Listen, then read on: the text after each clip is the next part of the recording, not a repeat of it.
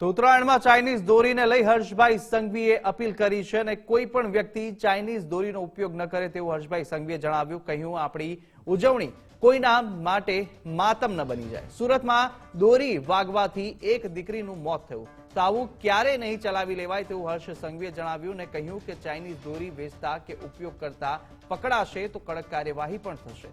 માતા પિતા પણ બાળકોને પ્રતિબંધિત દોરી ખરીદીને ન આપે. તો આસપાસ કોઈ આવી દોરીનો ઉપયોગ કરે તો પોલીસમાં જાણ કરો તેવું પણ જણાવ્યું છે.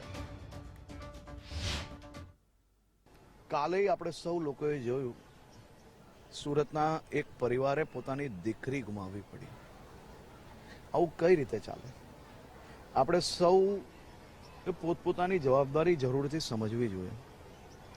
સૌ માતા પિતાને બી વિનંતી છે કે તમારા બી ઘરમાં બાળકો છે.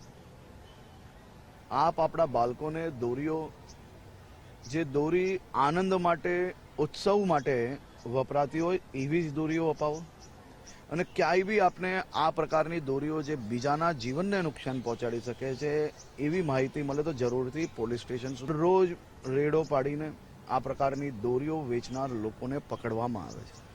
પરંતુ સામાજિક રીતે આપ સૌ લોકોએ બી આમાં સહયોગ કરવો પડશે. આ પ્રકારની દોરીઓનો બહિષ્કાર કરવો પડશે.